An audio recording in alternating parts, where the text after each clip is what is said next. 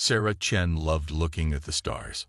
On her 12th birthday, her mother had given her a telescope, and since then, she spent every clear night mapping the constellations from her bedroom window in New Shanghai. She never imagined that in just a few months, she would be among those very stars, though not by choice. The day everything changed started like any other school day. Sarah's class was scheduled for a field trip to the Galactic Council's Earth Embassy, a towering crystal structure that gleamed like a diamond in the morning sun. As the youngest student in her advanced science program, Sarah couldn't contain her excitement. She had read everything she could find about the Council's amazing technology. "Remember to stay with your group," Mrs. Liu, their teacher, reminded the class as they walked through the embassy's grand entrance. Sarah nodded, clutching her notebook tightly. She had so many questions to ask. The tour guide, a tall alien from a species called the Valerians, led them through halls filled with holograms showing different worlds across the galaxy. Sarah took detailed notes, her quick mind absorbing every detail. She noticed things the other students missed, like how the artificial gravity shifted slightly in certain areas, and how the air felt different near the alien delegation chambers. During their lunch break in the embassy's garden, Sarah sat alone on a bench, reviewing her notes. The artificial sky above them showed scenes from different planets in the Council's space. A shadow fell across her notebook, and she looked up to see a distinguished-looking alien dignitary. He introduced himself as Counselor Zextal. "Your notes are quite impressive, young one," he said, his translator making his words sound smooth and friendly. "You understand concepts that most adults struggle with." Sarah smiled politely, remembering her mother's teachings about being respectful but careful with strangers, even important ones. "Thank you, Counselor. I find space science fascinating. Would you like to see our new quantum computing lab? It's not on the tour, but I could make an exception for such a promising mind." Before Sarah could respond, she felt a strange tingling sensation. The world around her began to fade, and she realized too late that something was very wrong. Her last thought before losing consciousness was of her mother, who would be waiting at home with fresh-baked cookies like she did every Thursday. The school group didn't notice Sarah's absence immediately. The quantum dampeners in the garden area prevented anyone from seeing the short-range teleport beam that had taken her. It wasn't until the final head count that panic erupted. Security footage would later show Sarah being teleported directly to a waiting ship, but by then, it was too late. The Council's official response was confusion and promises to investigate, but deep within their secure facilities, Sarah was already being prepared for what they called standard evaluation procedures. Back on Earth, Dr. Li Chen waited at home long after the cookies had gone cold. The apartment felt empty without Sarah's excited chatter about what she had learned that day. As night fell, police vehicles quietly surrounded the building, their lights off. How could they tell a mother that her child had vanished from what should have been one of the safest places on Earth? The stars twinkled outside Sarah's bedroom window. Her telescope still pointed at the constellation she had been studying the night before. Somewhere up there, humanity's brightest young mind was in the hands of those who feared what humanity might become. They thought studying her would give them the key to controlling humanity's rapid advancement. They were about to learn how wrong they were. 3 months passed like a slow-motion nightmare. Dr. Li Chen hadn't slept properly since Sarah disappeared. Her apartment walls were covered with star charts and council ship movements, tracking every possible route they might have taken her daughter. The police had given up weeks ago, but a mother's determination knew no limits. Meanwhile, in the Galactic Council's research station Omega, a young aide named Amxilor couldn't sleep either. The Ashani species was known for their strict adherence to rules, but what Amxilor had witnessed in the past months went against everything they believed in.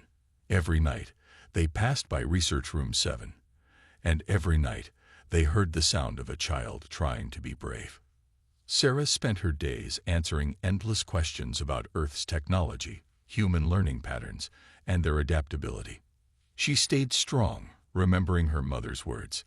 "Knowledge can never be taken from you, but you can choose what to share." She answered their questions with careful half-truths, protecting Earth's real technological advances. The breakthrough came from an unexpected source. Anxlor, after weeks of internal struggle, made a decision that would change the galaxy. Using their clearance, they copied the research footage and sent it through a secure channel to Earth's United Nations headquarters. The footage reached Earth on a quiet Tuesday morning. Within hours, emergency meetings were called across every major government.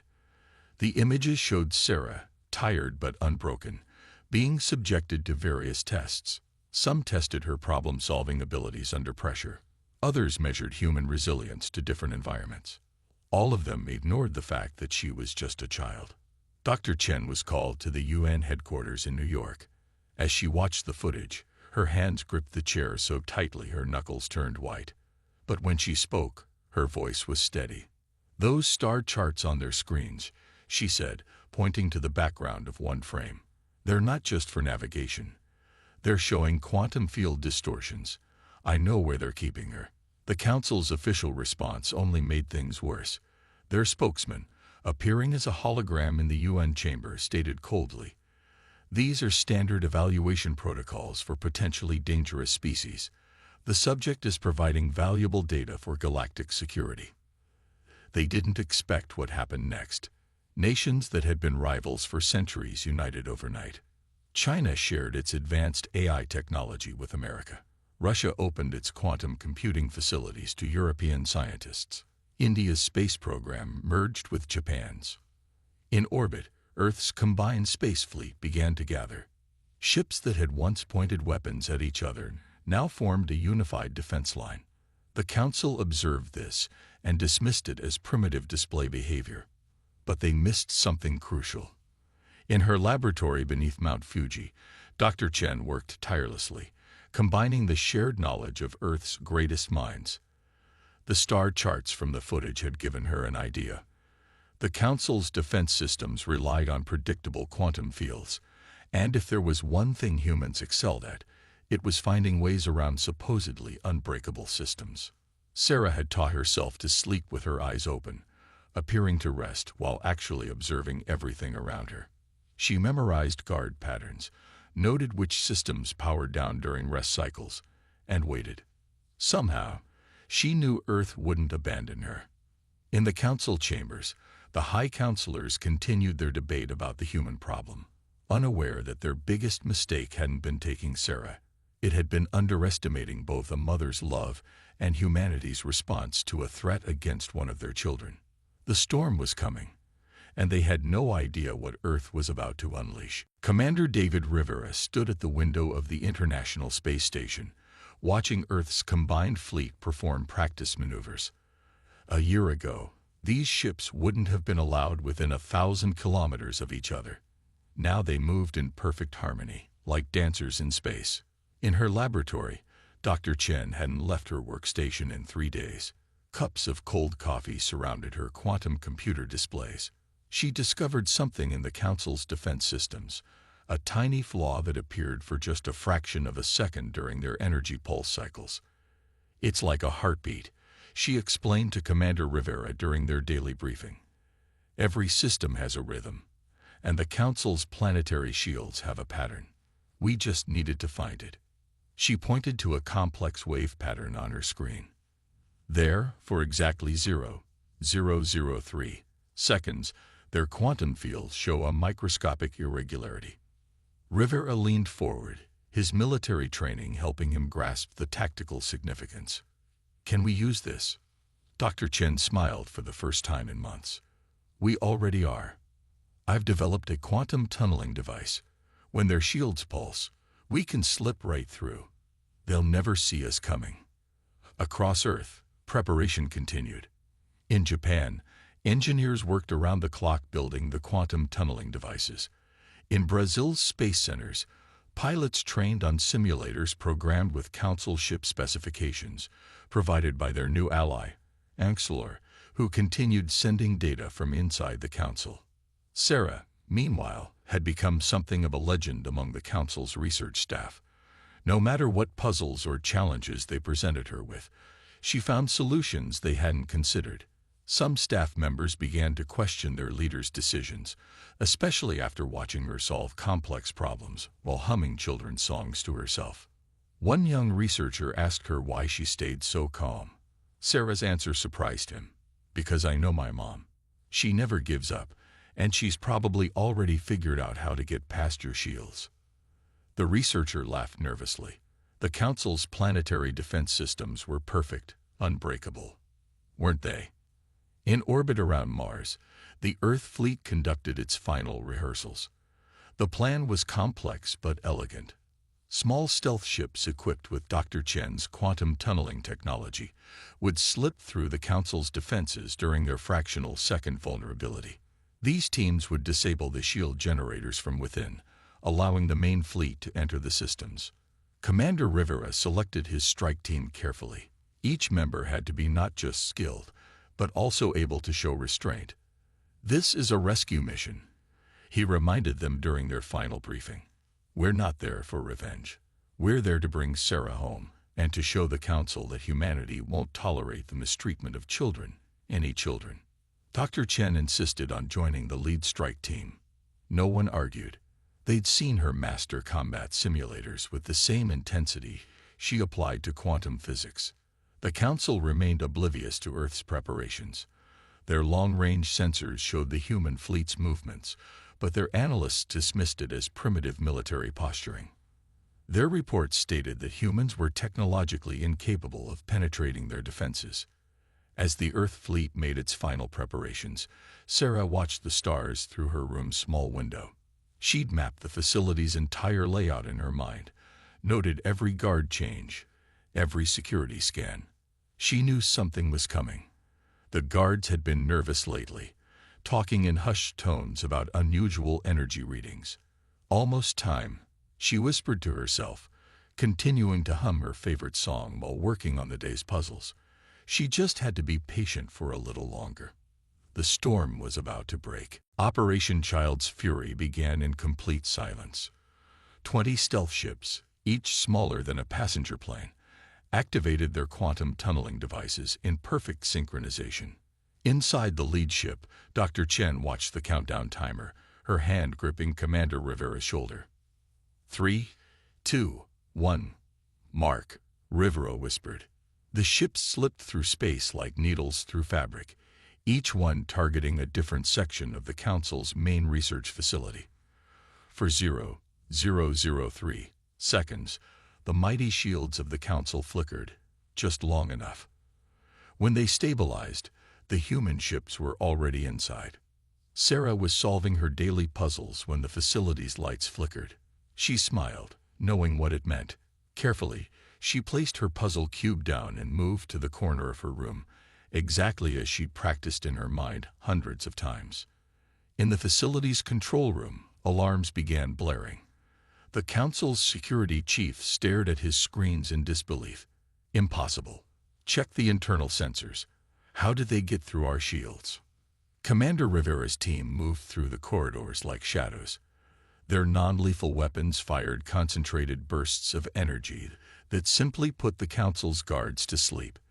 Dr. Chen led the way, following the path to Sarah that she'd memorized from the facility's blueprints. "Mom's coming," Sarah whispered to herself, counting the seconds. 3, 2, 1. The door to her room slid open. A guard rushed in, looking panicked. "Stay where you are." "The humans have." He didn't finish his sentence before slumping to the floor, hit by a stun blast from behind. Dr. Chen stood in the doorway, her hand still raised with the stun weapon. Sarah, mother and daughter, ran to each other, hugging tightly. Commander Rivera stood guard at the door, smiling despite himself. "Heartwarming, but we need to move. The main fleet will be arriving any minute." Throughout the facility, other teams were completing their objectives. Shield generators powered down one by one. Communication arrays went silent. The Council's leadership, so confident in their impenetrable defenses, found themselves completely unprepared. In orbit, the main Earth fleet appeared, ships popping into existence by the hundreds. Their weapons remained powered down, a show of force, not aggression. A message broadcast on all frequencies, This is Admiral Chen of the Earth Defense Fleet. Your shields are down. Your facilities are under our control. Surrender." Sarah walked out of the facility under her own power, holding her mother's hand. Council staff members lined the corridors, seated against walls, stunned but unharmed. Some looked ashamed, others relieved. The young researcher who had talked with Sarah gave her a small nod as she passed. "Did you really figure out how to break through their shields?" he asked, looking at Dr. Chen with newfound respect. Sarah grinned. "I told you my mom was smart." Outside, the artificial sky of the research facility had been deactivated, revealing the real stars above. Earth ships hung in formation, their hulls gleaming in the light of the system's twin suns. Council ships remained in their docks, powered down, their crews having chosen not to resist after seeing their perfect defenses fail. Commander Rivera received word from the other teams. All objectives secured, no serious injuries on either side. The Council's leadership had been found hiding in their secure bunker, still believing their shields would protect them until the last moment. "Ready to go home?" Dr. Chen asked her daughter. Sarah looked up at the stars, the real ones this time, and nodded, but there was steel in her young voice when she spoke. "Yes, but first I want to show you what else I found here. There are others, Mom. Other children. We need to help them too." Her mother squeezed her hand. "And we will. That's what humans do." Sarah led her mother and Commander Rivera through a hidden corridor she had discovered during her captivity.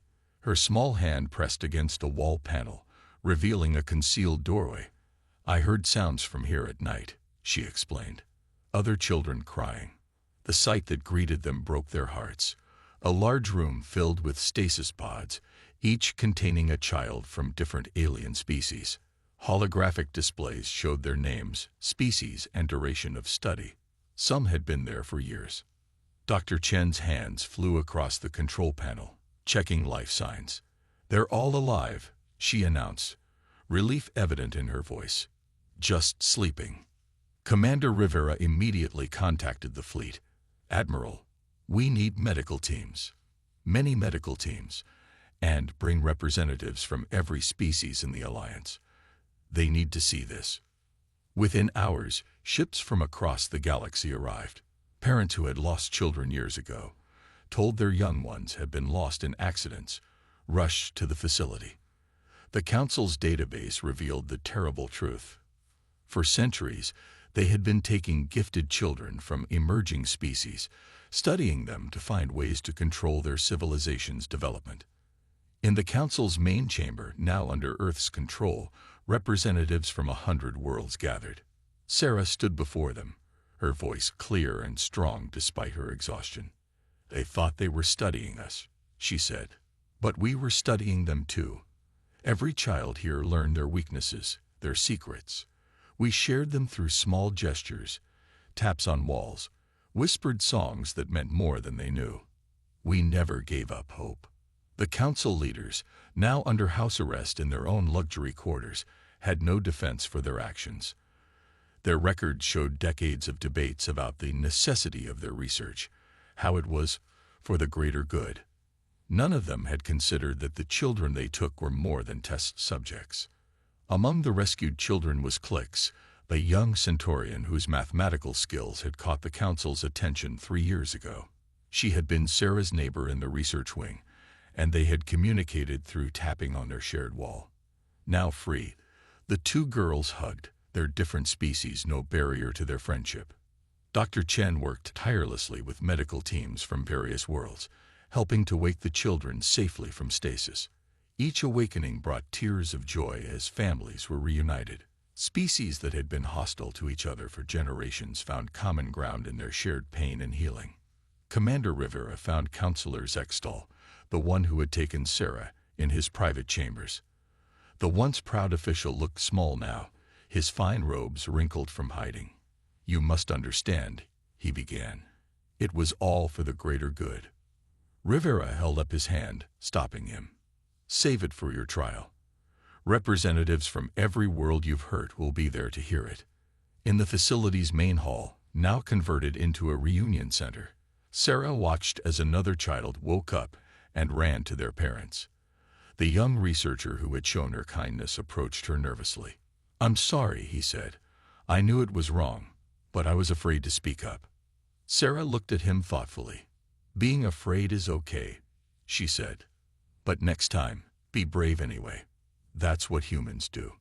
Above the facility, Earth's fleet maintained their protective formation. But they were no longer alone. Ships from dozens of worlds now stood with them, united not in anger, but in determination. The age of the Council's secrets was over. 1 year after the rescue, the great hall of the new Galactic Assembly sparkled under the light of 3 suns. Where the old council chamber had been dark and imposing, this new meeting place was open and bright. Sarah Chen stood at a podium, now 13 years old, addressing representatives from over 200 worlds. "The Children's Protection Act isn't just about rules," she said, her voice carrying across the chamber. "It's about making sure no child, from any world, ever has to be afraid again." Behind her, dozens of formerly captive children from different species sat together, each wearing their own world's traditional clothes. Dr. Chen watched from her seat proudly. In the past year, she had helped establish the Interstellar Science Academy, where young minds from all species could learn together safely. The quantum tunneling technology that had helped rescue Sarah was now used to help ships navigate space more efficiently, making travel between worlds easier for everyone. Commander Rivera, now Admiral Rivera, led the new Galactic Protection Fleet. Ships from Earth flew alongside vessels from 100 other worlds, not to fight wars, but to help those in need. Their first mission had been delivering supplies to worlds that had been kept poor and dependent by the old council. Clix, Sarah's friend from their days in captivity, had become Earth's first student ambassador to the Centaurian worlds. She and Sarah had developed a new form of mathematics that helped ships travel even faster through space. They called it friendship theory, because it only worked when different species' mathematical ideas were combined. The former council members faced trial for their actions, but instead of punishment, many worlds chose a different path. The guilty were sentenced to work in children's hospitals and schools, learning firsthand the value of protecting and nurturing the young rather than using them. "We hereby ratify the Children's Protection Act," announced the Assembly Speaker, a tall being from the Andromeda arm of the galaxy. The chamber erupted in cheers as the law passed unanimously. Under the new law, every child in every world would have the right to learn, play, and grow safely. Sarah's former guard, the young researcher who had shown her kindness, now ran a program helping science researchers understand ethics and compassion. He often told students how a human child had taught him that being smart meant nothing without being kind. In New Shanghai, Sarah's old bedroom telescope still pointed at the stars, but she no longer needed it to see them. Her mom had helped design a new space station where children from different worlds could come to study together. From its observation deck, the galaxy spread out like a bright canvas of possibilities. "What do you think the future holds?" Clix asked Sarah as they watched ships coming and going from the station. Sarah smiled at her friend. "Mom says the future is like a garden. If we plant kindness and understanding today, that's what will grow tomorrow." The new Galactic Assembly became known across the stars as the place where humanity had taught the galaxy its most important lesson. True strength isn't about power over others, but about protecting those who need help.